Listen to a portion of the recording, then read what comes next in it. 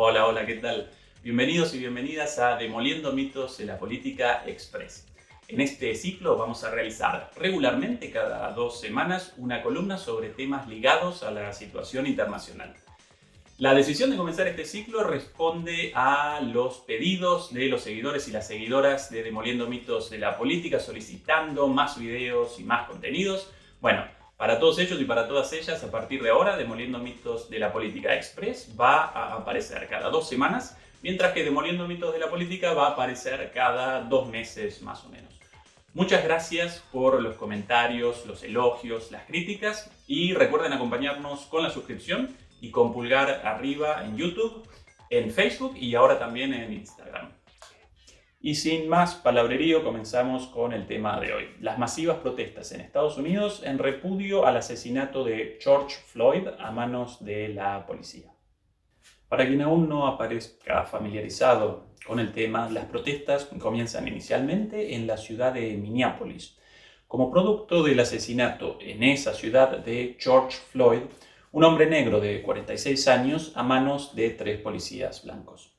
El asesinato, perpetrado a plena luz del día, fue documentado en video por un testigo con su celular. El enlace al video aparece debajo en la descripción.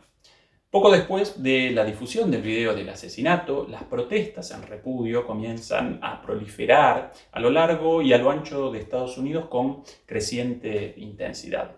Cientos de miles de personas participan en las protestas durante más de 2 semanas.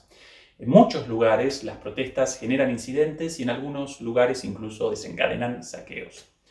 Como resultado de la represión policial, hasta el momento ya contabilizamos más de 11.000 detenidos y más de 22 muertos. Hasta acá la descripción.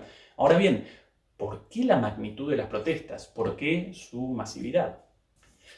El asesinato de George Floyd a manos de la policía no representa un caso aislado, sino que aparece como un asesinato más en una larguísima lista de asesinatos de personas negras perpetrados por la policía. De hecho, el tema de los asesinatos de las personas negras cometidos por la policía aparece en el centro de los debates en Estados Unidos desde hace años, y mucho más aún desde el surgimiento del movimiento Black Lives Matter, las vidas negras importan, en el año 2013. Este movimiento aparece tras el asesinato impune de un adolescente negro llamado Trayvon Martin a manos de un vigilante vecinal, naturalmente blanco, y alcanza reconocimiento nacional e internacional a partir de 2014, cuando Black Lives Matter capitanea las protestas en contra de 2 nuevos asesinatos de hombres negros, Michael Brown y Eric Garner, a manos de policías blancos en las ciudades de Ferguson y de Nueva York respectivamente. El asesinato de este último, Eric Garner, también documentado en video por un testigo, representa una copia prácticamente idéntica del asesinato de George Floyd hace unas semanas. En el video del asesinato también aparece el gemido desgarrador de I can't breathe, no puedo respirar de la víctima.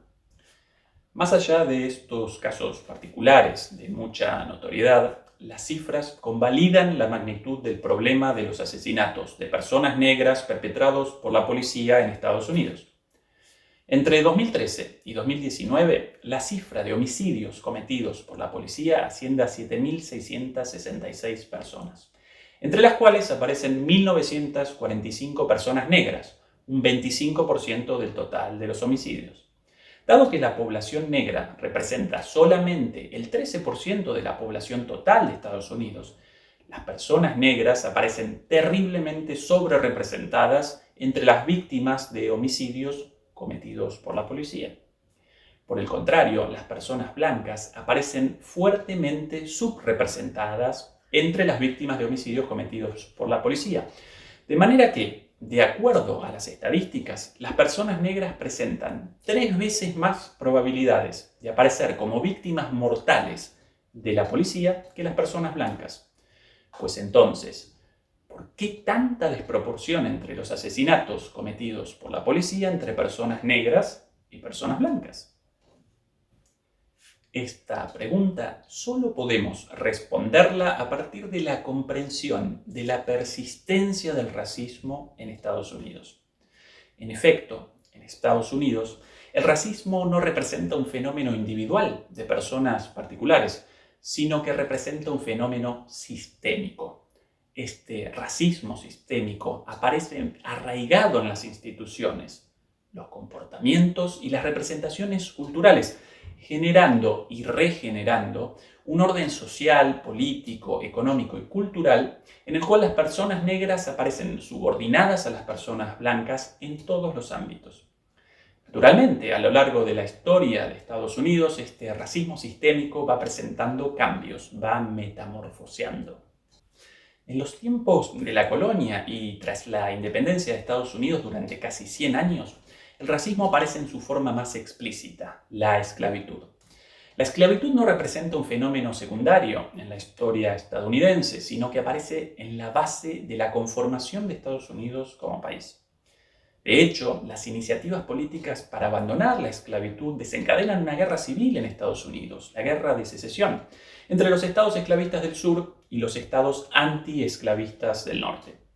Solo tras la derrota militar de los estados esclavistas, Estados Unidos puede promulgar definitivamente la libertad de los esclavos en los años 1860, libertando así a alrededor de 4 millones de personas negras en total, alrededor de un 13% de la población total de ese entonces. Sin embargo, el racismo no desaparece, sino que en las décadas posteriores materializa en una forma de racismo distinta, todavía explícita pero más rebuscada: la segregación. La segregación establece por ley que la gente negra aparece confinada a determinados lugares sin acceso a los lugares reservados para la gente blanca. Solo a partir de la lucha por la igualdad, del movimiento del Black Power, del poder negro, durante los años 1960 y 1970, Estados Unidos finalmente abandona la segregación y establece la igualdad de derechos efectiva entre personas blancas y personas negras.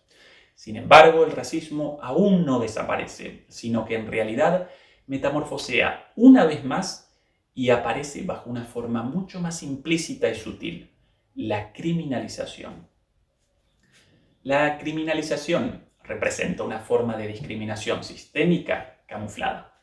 No realiza una discriminación explícita entre personas negras y personas blancas, como la esclavitud o la segregación, sino que realiza un paso previo, convirtiendo a las personas negras en criminales, para entonces sí poder acometerlas con fiereza. El proceso de criminalización de las personas negras comienza a principios de los años 1970, como respuesta de los sectores más reaccionarios de la política estadounidense a las conquistas obtenidas por el movimiento del Black Power durante esos años.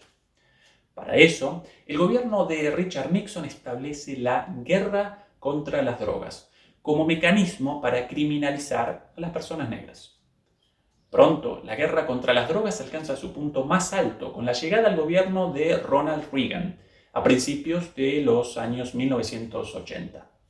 Desde entonces, el número de asesinatos de personas negras a manos de la policía asciende exponencialmente. Y no solo esto, también comienza a partir de entonces un aumento exponencial del número de las personas negras encarceladas, en particular de los varones negros jóvenes. De manera que los asesinatos de personas negras a manos de la policía y el encarcelamiento masivo de personas negras aparecen estrechamente ligados, en tanto ambos representan el resultado del racismo sistémico en Estados Unidos a través de la criminalización de las personas negras. Retrocedamos a las preguntas iniciales de esta columna. ¿Por qué la magnitud de las protestas? ¿Por qué su masividad? Pues bien, evidentemente el asesinato de George Floyd solo representa la punta del iceberg de un problema mucho más profundo: el problema de la persistencia del racismo sistémico a través de la criminalización de las personas negras. La magnitud y virulencia de las protestas responden a este problema fundamental, de fondo. Y en tanto no desaparezca este problema de fondo, no desaparecerán los asesinatos de personas negras a manos de la policía, no desaparecerá el encarcelamiento masivo de personas negras y no desaparecerán tampoco las protestas en respuesta. Lamentablemente, el gobierno de Donald Trump, en lugar de rechazar el racismo, lo maximiza con su discurso de odio y su llamado a la represión militar de las protestas. Oscuras perspectivas entonces para el futuro de Estados Unidos. Bueno, hasta acá la columna del día de hoy. En 2 semanas, la siguiente columna de Demoliendo mitos de la política express. Hasta entonces.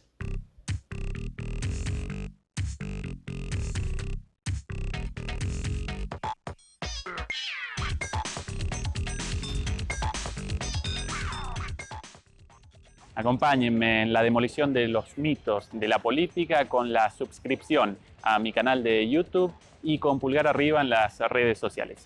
Y para los interesados y las interesadas en la única maestría dictada completamente en español aquí en Alemania, la maestría en gestión de conflictos interculturales de la Universidad Alice Salomon, aquí debajo aparece el enlace a la página con informaciones sobre el programa de estudios, becas y fechas de inscripción.